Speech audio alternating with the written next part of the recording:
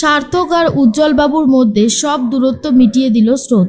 সম্পূর্ণ জানতে দেখতে থাকো। গল্পের শুরুতেই দেখা যায় সৌর্য ফোন করেছে অনির্বাণকে আর বলে ফোনটা করলাম একটা দরকারি। অনির্বাণ তখন বলে হ্যাঁ বল না, কি হয়েছে, সব ঠিক আছে তো? সৌর্য তখন বলে হ্যাঁ হ্যাঁ সব ঠিকই আছে। আসলে মা আমাকে বলল তোর তো এই শহরে সেরকম কেউ থাকে না, তোর বিয়ের কেনাকাটি করতে হলে বা কোনো দরকার হলে তুই আমাকে বলতে পারিস কিন্তু। আর তখনই অনির্বাণ বলে না না, আমার তেমন কোনো দরকার নেই, সব কিছু মা বাবাই সামলাচ্ছে, ওরা এসে গেছে তো এখানে। সৌর্য তখন বলে দেখ তুই শিওর? তাহলে কিন্তু আমি যেতে পারি, আমার কিন্তু কোনো অসুবিধা হবে না। আর তখনই অনির্বাণ বলে না না, সেরকম কোনো ব্যাপারই না, আমি সবটা সামলে নিতে পারবো, তুই যে বলেছিস তার জন্য থ্যাংক ইউ। সূর্য বলে আচ্ছা তোর মনটা মনে হচ্ছে খারাপ, কিছু কি হয়েছে? সৌর্যর কথা শুনে অনির্বাণ বলে না না, কি আবার হবে, কি যে বলিস না তুই। সৌর্য বলে রাই কোথায়? রাই তোর সাথেই আছে। অনির্বাণ বলে না না, এত রাতে রাই আমার সাথে কি করবে? এখন তো রাই ওর বন্ধুদের সাথে আনন্দ হইহুল্লোড় করছে, ওর বন্ধুদের সাথেও ঘুরতে গেছে। সূর্য তখন বলে ও আচ্ছা, ওর জন্যই তোমার এত মন খারাপ, এবারে বুঝতে পারলাম, ঠিক আছে, কোনো হেল্প লাগলে অবশ্যই জানাস। এই বলেই ফোনটা কেটে দেয়। তার মধ্যেই দেখা যায় যে সূর্য মনে মনে ভাবতে থাকে অনির্বাণের সাথে রায়ের বিয়েটা হলে রায় সুখীই হবে। এর মধ্যেই সার্থক তার বাবার সাথে কথা বলতে থাকে। উজ্জ্বলবাবু এবারে প্রচণ্ড রেগে গেছে। সার্থককে বলে তুমি তো কোনোদিন তোমার বাবার ভালো মন্দ কিছু ব্যাপারেই খেয়াল রাখোনি, তাহলে আর এসব ব্যাপারের মধ্যে খেয়াল রাখতে যাচ্ছ কেন এখন? এসব ব্যাপার নিয়ে তোমাকে ভাবতে হবে না, বুঝতে পেরেছ?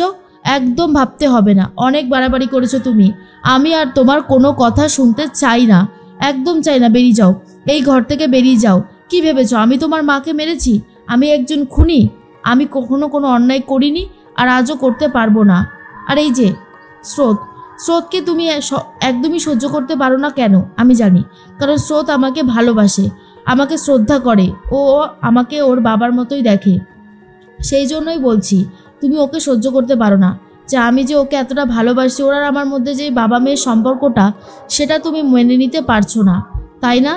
সার্থক তখন অবাক হয়ে যায় আর পুরো চুপ করে শুনছে। পিসিমণি তখন বলে সত্যি সার্থক, তোকে আর কিছু বলার নেই, দাদার এই অবস্থা শরীরের, আর তুই এখনও রাগ জেদ করে যাচ্ছিস, কি যে লাভ পাস এগুলো করে সেটাই বুঝতে পারি না। কি ভেবেছিস তুই এইরকম করে তুই ভালো থাকবি? এরকম রাগ জেদ অশান্তি করে কখনো ভালো থাকা যায় না। তখনই সার্থক বলে তোমাদের যা ইচ্ছা করো, আমি আর তোমাদেরকে কিচ্ছু বলবো না। এরপর উজ্জ্বলবাবু বলে তোমাকেও আর ভাবতে হবে না আমাকে নিয়ে, ইনফ্যাক্ট আর কাউকেই ভাবতে হবে না, আমি আর বাঁচতে চাই না। এই বলেই ঘরে ঢুকে দরজা দিয়ে দেয়। তখনই সার্থক স্যার মনে মনে ভাবতে থাকে কি হলো, বাবা দরজাটা দিয়ে দিল কেন? এরপর সার্থকও নিজের ঘরে চলে যায়। আর ঠিক তখন স্রোত মনে মনে ভাবে যেটা হচ্ছে সেটা ভালো হচ্ছে না, বাবা আর ছেলের মধ্যে এতটা অশান্তি কোনোভাবেই মেনে নেওয়া যায় না, কিছু একটা করতে হবে। এর মধ্যেই সার্থক তখন ঘরে চলে গেলে স্রোতও চলে যায় আর বলে আপনার ভয় হচ্ছে না? আপনার বাবা যে এইভাবে দরজার ছিটকিনিটা আটকে দিল, আপনি কি লাভ পাচ্ছেন বলুন তো? এরকমভাবে অশান্তি করে কি লাভ হচ্ছে? আর তখনই সার্থক বলে একদম আউফাও কথা বলবে না, তুমি আমাকে এতগুলো কথা শোনাতে পারো না, ভুলে যেও না আমি তোমার স্যার হই। তখন স্রোত বলে আমি কিছুই ভুলে যাইনি, আমার সবটাই মনে আছে, কিন্তু আজকে স্যারের কথাই মানতে পারছি না। দেখুন আপনার বাবার কি অবস্থা হয়েছে, দরজাটা বন্ধ করে দিয়েছে, আর যদি ভালো মন্দ কিছু হয়ে যায় আপনি পারবেন তো ক্ষমা করতে নিজেকে কোনোদিনও? বলুন, আপনার বাবা আপনাকে ভালোবাসে, আপনার মাথার উপরে একদম ছাতা হয়ে রয়েছে, কিন্তু সেটা আপনি বুঝতে পারছেন না। এর মধ্যেই প্রচণ্ড রেগে যায় সার্থক স্রোতের উপরে, কিন্তু বুঝতে পারে বাবার ভালো মন্দ কিছু হয়ে গেলে তার কষ্ট হবে। এরপরে এসে বারবার করে দরজা ধাক্কা দিতে থাকে আর বলে বাবা বাবা দরজাটা খোলো, আমি কথা দিচ্ছি আমি এখান থেকে অনেক দূরে চলে যাব, আমি তোমার মুখোমুখি আর কোনোদিনও হব না, দরজাটা খোলো বাবা, তোমার সাথে অনেক দরকার আছে, কথাটা বলতেই হবে, দরজাটা খোলো। উজ্জ্বলবাবু দরজা খুলতেই চায় না। তখন বাড়ির যে কাজের লোকটা ছিল সে তখন বলে ছোটদাদাবাবু তুমি আমাকে অনুমতি দাও, আমি দরজাটা ভাঙি, না হলে আমার যে খুব চিন্তা হচ্ছে, বড়বাবু যদি সত্যি কিছু করে বসে তখন কি হবে, বা বড়বাবুর শরীরে তো খারাপ হতে পারে, তাই না? স্রোত তখন বলে একদম ঠিক কথা, আমাদেরকে দরজা ভাঙতে হবে প্রয়োজন পড়লে। পিসিমণি তখন বলে সত্যি আমার দাদার যে কখনো এই অবস্থা হবে এটা আমি ভাবতেও পারিনি, শুধুমাত্র আজকে সার্থকের জন্য এই অবস্থাটা হয়েছে। উজ্জ্বলবাবু নিজে এসে দরজা খুলে দেয়। সার্থক ক্ষমা চায় আর বলে বাবা আমি অন্যায় করেছি, আমি তোমার সাথে খারাপ ব্যবহার করে সত্যি অন্যায় করেছি, তুমি আমাকে ক্ষমা করে দাও। আর কখনোই আমি এরকম ব্যবহার করব না, প্লিজ বাবা, আমি হাত জোর করে ক্ষমা চাইছি। উজ্জ্বলবাবু সার্থককে কাছে টেনে নেয় আর বলে, আমি চাই তুমি ভালো হয়ে যাও। আর এরপর সার্থক বলে, আমি আমার নিজের রাগ আর জেদকে কন্ট্রোল করতে পারি না, এটাই আমার দোষ, আমি সত্যি পারি না কন্ট্রোল করতে, কিন্তু আমি সবসময় চেষ্টা করি, বিশ্বাস করো। আশা করি একদিন সব কিছু নিজের ঠিক করে নিতে পারবো। এদিকে অনির্বাণের সাথে কথা বলতে এসেছে অনির্বাণের মা আর বলে, শোনো, তোমার কাকিমার নাম্বারটা দাও তো, আমাকে একটু কথা বলতে চাই। তখনই অনির্বাণ বলে, সূর্যর মায়ের নাম্বার আমার ফোনে নেই মা, থাকলে দিয়ে দিতাম। অনির্বাণের মা বলে, তাহলে ব্যবস্থা করো, নাম্বারটা দেওয়ার চেষ্টা করো, ফোন করো সূর্যকে।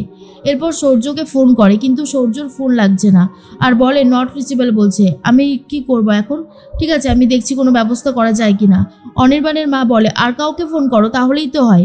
অনির্বাণ টিকলুদাকে ফোন করেছে আর বলে, টিকলুদা, খারাপ লাগছে এত রাতে ডিস্টার্ব করতে, বলছি সূর্যর ফোনটা লাগছিল না, বাধ্য হয়েই তোমাকে ফোন করলাম, বলছি কাকিমার ফোন নাম্বারটা একটু দেবে গো, মা কথা বলতে চায়। টিকলুদা বলে, সূর্যকে তুই কোথায় পাবি, ও তো ঘুরতে গেছে, আজকে রাতে ফিরবেও না, আর নাম্বারটা লেখ, আমি বলে দিচ্ছি। অনির্বাণ তখন বলে, একটু টেক্সট করে দাও না। টিকলু তখন বলে, ঠিক আছে। এর মধ্যেই অনির্বাণের মা বলে, কি হলো, নাম্বারটা পেলে? অনির্বাণ বলে, তোমাকে আমি হোয়াটসঅ্যাপে পাঠিয়ে দিচ্ছি।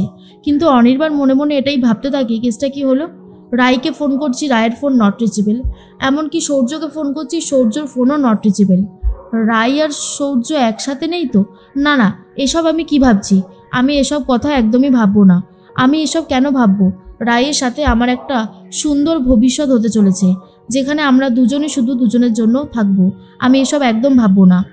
এমন একটা জায়গায় গেছে, ফোন করলে ফোনটাও ধরছে না, ফোন যাচ্ছেই না। কি যে করি, মাঝে মধ্যে মনে হচ্ছে ছুটে গিয়ে এক্ষুনি নিয়ে চলে আসি রায়কে। ওকে ছেড়ে আমার যেন এখন আর ভালোই লাগছে না থাকতে, মনে হচ্ছে কতক্ষণে ওকে দেখবো। এর মধ্যেই অনেকটা রাত হয়ে গেছে, তাই সার্থক স্রোতকে অটো স্ট্যান্ড পর্যন্ত এগিয়ে দিয়ে আসতে যায়।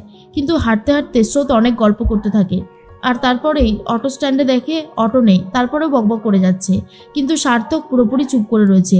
স্রোত তখন বলে, দূর দূর, এরকমভাবে একজন রোবটের সাথে হেঁটে যেতে আমার একদমই ভালো লাগছে না। সার্থক তখন বলে, এই শোনো, আমি না এত বকবক করতে পারবো না তোমার মতন, তুমি নিশ্চয়ই বকবক করে তোমার বাড়ির সবার মাথা খেয়ে নাও, তাই না? স্রোত বলে, দুষ কি যে আপনি বলেন, কথা বললে মন ভালো থাকে। জানেন স্যার, আমি আমার চলে যাওয়ার নোটিশটাকে ক্যান্সেল করে দিয়েছি, কারণ আমি ওই কলেজ ছেড়ে আর যাচ্ছি না।